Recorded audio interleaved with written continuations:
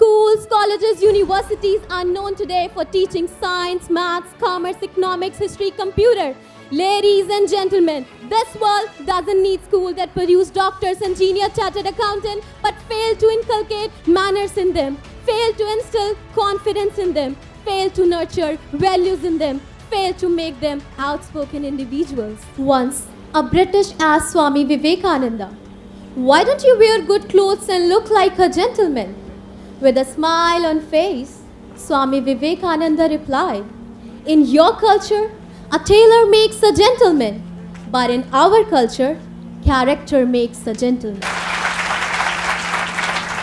I stand here today to put across my views about the aims and objectives of education. Millions of parents wake their children up early in the morning and send them to school, hoping to see them become doctors, engineers, IAS officers, and so on. Their expectations put a lot of pressure on their children, and during the course of their education, students tend to forget the real purpose of education. They, however, manage to fulfill the dreams of their parents by becoming doctors and engineers, but have no time for their friends and relatives, and have no compassion for their neighbors and fellow human beings. As their sole purpose of life is to compete with rich people and enjoy the luxurious life. Well, ladies and gentlemen, this is not the purpose of education. Ladies and gentlemen, education system today has lost its objectives. It has become commercial. It has gone to the hands of money people as they can impress general people by providing infrastructure and ambience.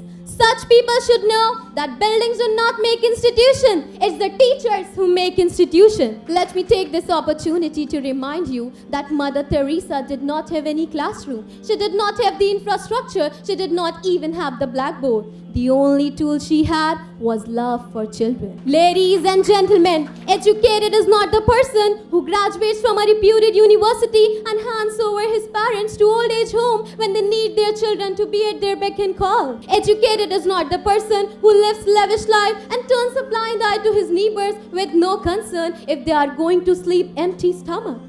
Educated is not the person whose name is followed by the list of degrees, but he uses abusive language and threatens people through his influence. Ladies and gentlemen, educated is the person who may even give up his job if required and turns to his parents to serve them when they are bedridden and need proper care. Educated is the person who loves his wife, who loves his children, and simultaneously concerned about his neighbors if they need any support. Educated is the person who holds his nerve and exhibits patience even at the times of hardship. Educated is the person who develops the habit of forgiving people despite knowing that they are wrong and guilty.